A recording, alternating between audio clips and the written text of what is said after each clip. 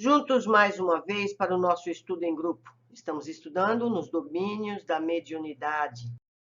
Chico Xavier e André Luiz, no seu 8º livro. Hoje o capítulo 6, Psicofonia Consciente. Desdobravam-se os serviços da casa harmoniosamente. 3 guardas espirituais entraram na sala, conduzindo o infeliz irmão ao socorro do grupo.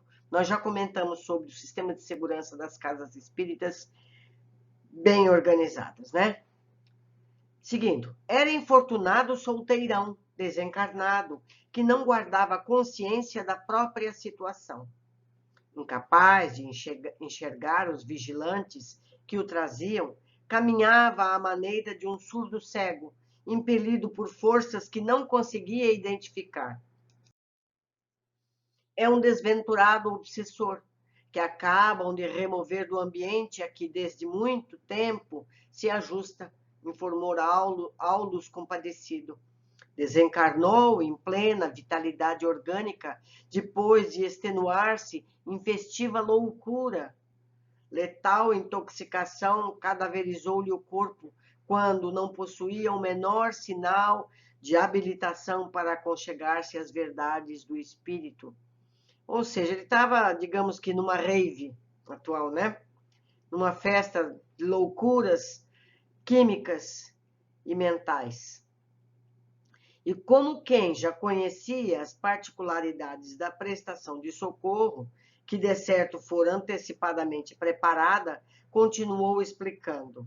Reparem, é alguém a movimentar-se nas trevas de si mesmo, trazido ao recinto sem saber o rumo tomado pelos próprios pés, como qualquer alienado mental em estado grave, desenfaixando-se da veste da carne com o pensamento enovelado, a paixão por irmã nossa. Desculpa. Vou ler outra vez. Desenfaixando-se da veste de carne, com o pensamento enovelado, a paixão por irmã nossa, hoje torturada e enferma, que sintonizou com ele a ponto de retê-lo junto de si, com aflições e lágrimas, passou a vampirizar-lhe o corpo. A perda do veículo físico, na deficiência espiritual em que se achava, deixou-o integralmente desarvorado, como náufrago dentro da noite. Entretanto, adaptando-se ao organismo da mulher amada, que passou a obsidiar. Nela encontrou um novo instrumento de sensação, vendo por seus olhos, ouvindo por seus ouvidos, muitas vezes falando por sua boca, vitalizando-se com os alimentos comuns por ela utilizados. Olha que coisa terrível! Nessa simbiose vivem ambos há quase 5 anos sucessivos. Contudo, agora a moça, subnutrida e perturbada, acusa desequilíbrios orgânicos de vulto. Quantos casos semelhantes nós conhecemos, não é verdade? E não temos esse diagnóstico. Por haver a doente solicitado nosso concurso assistencial, somos constrangidos a duplo socorro para que se cure das fobias que presentemente a assaltam como reflexos da mente dele, que se vê apavorado diante das realidades do espírito. É necessário o afastamento dos fluidos que a envolvem, assim como a coluna, abalada pelo abraço constringente da era, reclama limpeza em favor do reajuste. Nesse interim, os condutores, obedecendo às determinações de Clementino, localizaram o sofredor ao lado de Dona Eugênia. O mentor da casa aproximou-se dela e aplicou-lhe forças magnéticas sobre o córtex cerebral, depois de arrojar vários feixes de raios luminosos sobre a extensa região da glote. Notamos que Eugênia, alma, afastou-se do corpo, mantendo-se junto dele, a distância de alguns centímetros, enquanto que, amparado pelos amigos que o assistiam, o visitante sentava-se rente inclinando-se sobre o equipamento mediúnico, ao qual se justapunha a maneira de alguém a debruçar-se numa janela.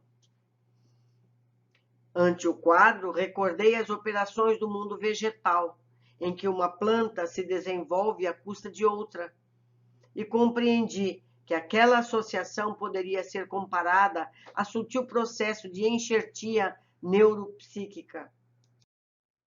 Suspiros de alívio desprenderam-se do tórax mediúnico, que, por instantes, se mostrara algo agitado. Observei que leves fios brilhantes ligavam a fronte de Eugênia, desligada do veículo físico, ao cérebro da entidade comunicante, certo? Então, eles afastaram um pouquinho Eugênia, dona do corpo físico, e conectaram a mente do pobre infeliz, para que ele pudesse se comunicar através do aparelho físico da Eugênia.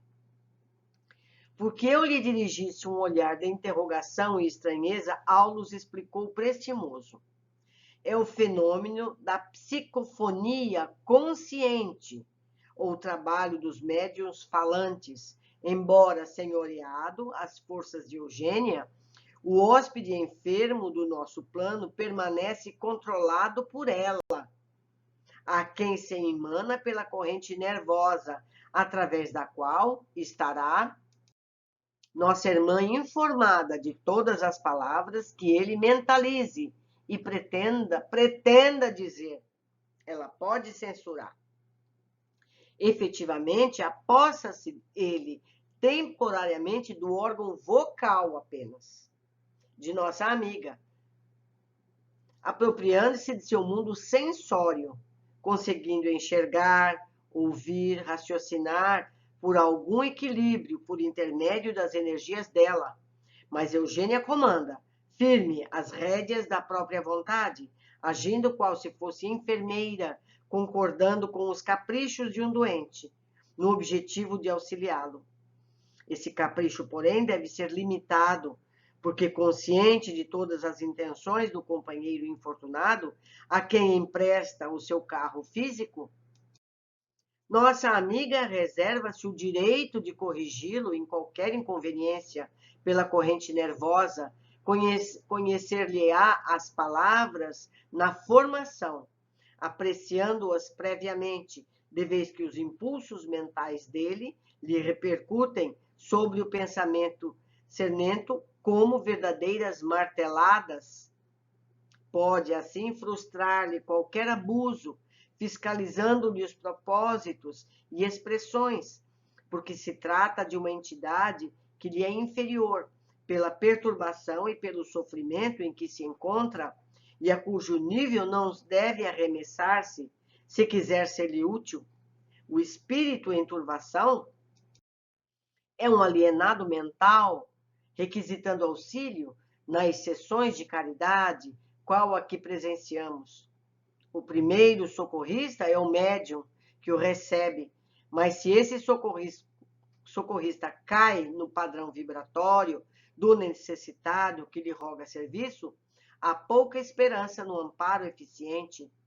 O médium, pois, quando integrado nas responsabilidades que esposa, tem o dever de colaborar na preservação da ordem e da respeitabilidade na obra de assistência aos desencarnados, permitindo-lhe a livre manifestação apenas até o ponto em que essa manifestação não colida com a harmonia necessária ao conjunto e com dignidade imprescindível ao recinto.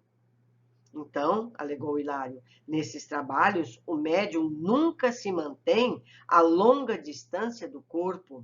Sim, sempre que o esforço se refira a entidades em desajuste, o medianeiro não deve ausentar-se demasiado.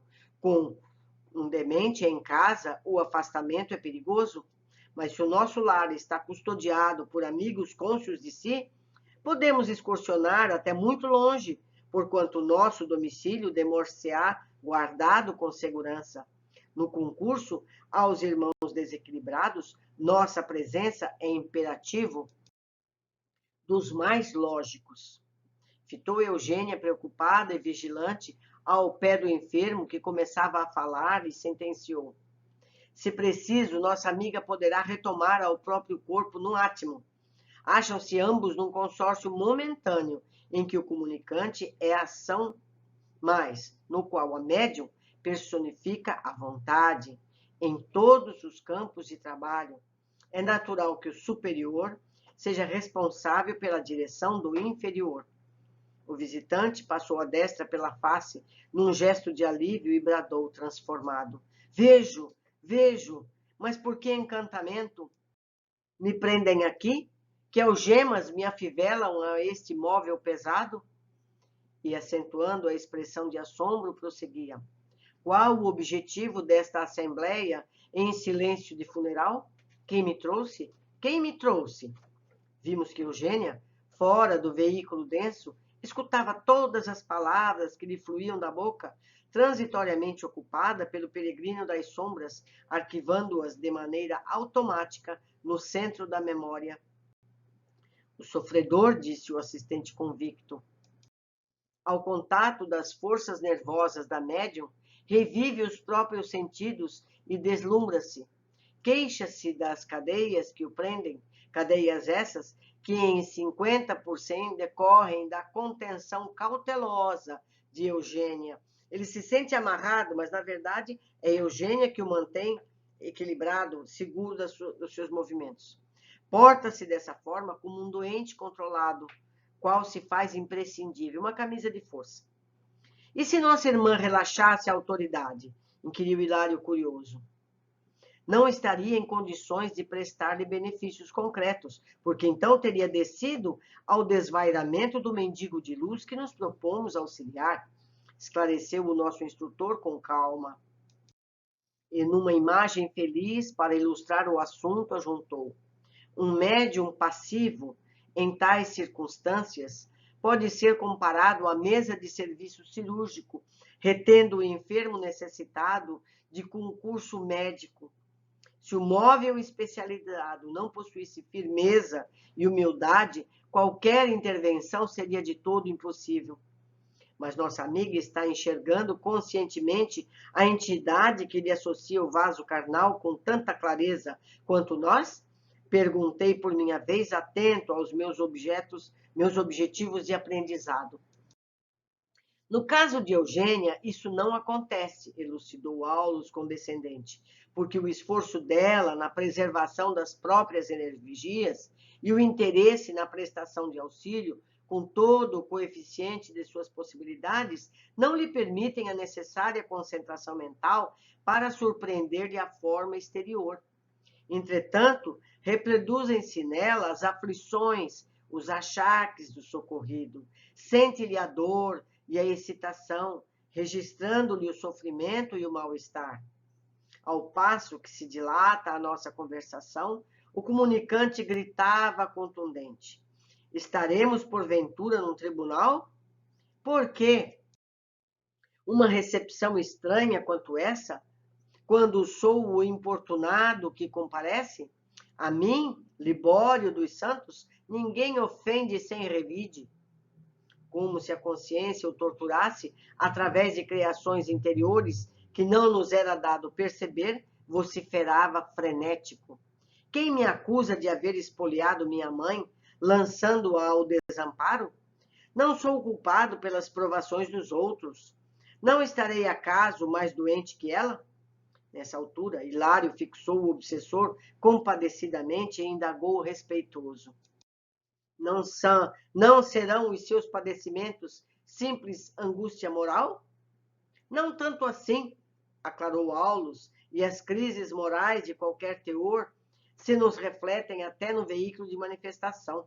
O beneficiário desta hora tem o cérebro perispirítico dilacerado, e a flagelação que lhe invade o corpo fluídico é tão autêntica quanto a de um homem comum, supliciado por um tumor intracraniano.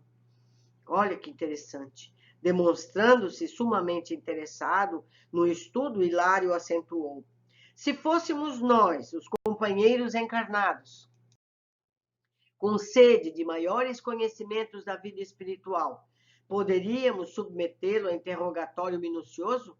Estaria em posição de identificar-se perfeitamente? Aulus abanou levemente a cabeça e considerou. Nas condições em que se encontra, o cometimento não seria viável. Estamos abordando apenas um problema de caridade, que se reveste, porém, da mais elevada importância para a vida em si.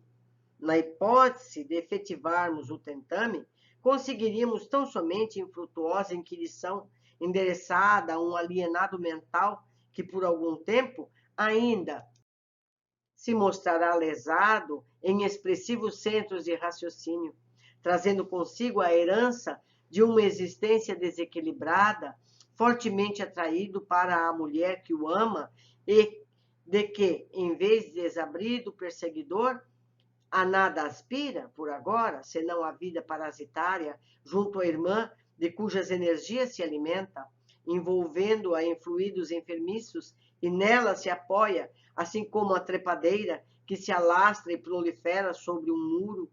Somando tudo isso ao choque oriundo da morte, não temos o direito de esperar dele uma experiência completa de identificação pessoal.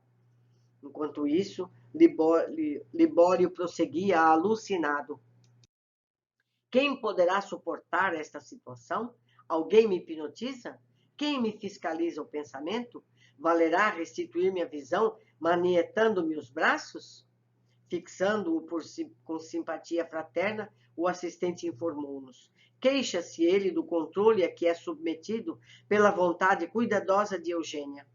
Ruminando as indagações que nos fervilhavam a alma, Hilário objetou.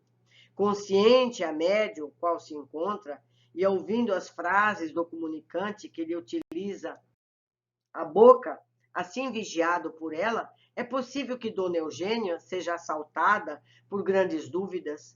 Não poderá ser induzida a admitir que as palavras proferidas pertençam a ela mesma? Não sofrerá vacilações? Isso é possível, concordou o assistente. No entanto, nossa irmã está habilitada a perceber que as comoções e as palavras dessa hora não lhe dizem respeito. Mas e se a dúvida a invadisse? Insistiu meu colega. Então, disse Aulus Cortês, emitiria da própria mente positiva a recusa, expulsando o comunicante, anulando preciosa oportunidade de serviço. A dúvida, neste caso, seria congelante faixa de forças negativas. Todavia, porque Raul Silva iniciara a conversação com o hóspede revoltado, o orientador amigo convidou-nos a melhor observar. Interessantíssimo capítulo. Quantos casos semelhantes nós não conhecemos? Vamos às observações. Lá a gente detalha. Começa o capítulo que vai tratar da psicofonia consciente.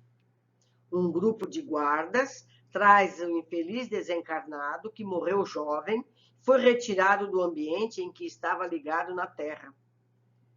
Com o pensamento enovelado, a paixão por uma irmã encarnada, hoje torturada, enferma, que sintonizou com ele a ponto de retê-lo junto de si, com aflições e lágrimas, passou a vampirizar-lhe o corpo. Olha só, eu vou fazer um parênteses aqui. Então, nós sabemos que ele morreu durante uma comemoração festiva dessas cheias de drogas de todo tipo, não é? A namorada, a mulher que o ama, chora por ele, clama por ele, e com isso ela o atrai para si. E passa a viver em comum no mesmo corpo. Ele passa a partilhar com ela. Como vemos, nessa simbiose vivem ambos há quase 5 anos sucessivos. Quer dizer, por 5 anos, os pensamentos dela retêm esse homem que ela julga amar. Entendem? Quantos casos nós conhecemos parecidos? Contudo, agora, a moça subnutrida e perturbada acusa desequilíbrio orgânico de vulto. Quer dizer, até mesmo o que ela comia ele espoliava. Os pensamentos de pânico que ele tinha, ela sentia. Quantas pessoas nós conhecemos com síndrome do pânico? Que tem medo de coisas que não deveria ter medo?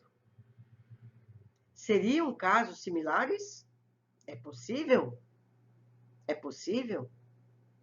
Então, essas lições vêm nos mostrar possibilidades até então não cogitadas.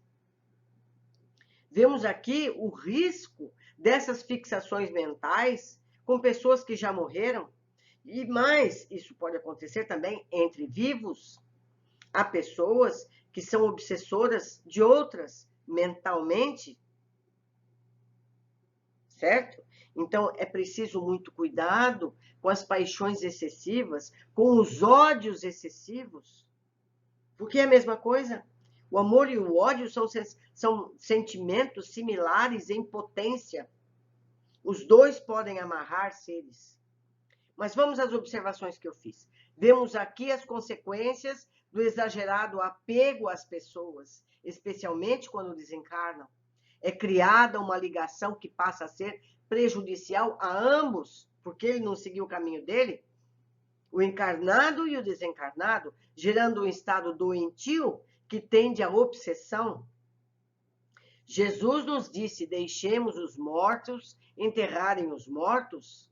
Isso não nos obriga a esquecer os nossos amados que partiram, mas a ter uma relação saudável de saudade, sem lágrimas, revoltas, desesperos exagerados por algo que não vai se modificar.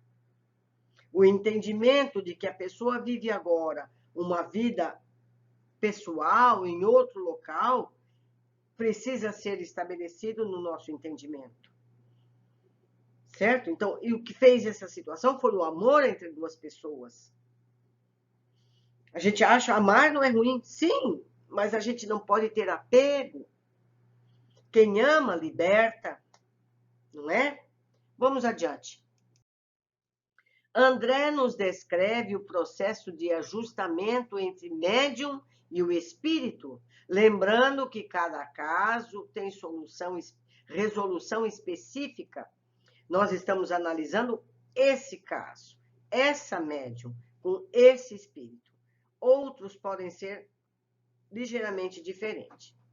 Notamos que Eugênia, a alma, afastou-se do corpo, mantendo-se junto dele, a distância de alguns centímetros.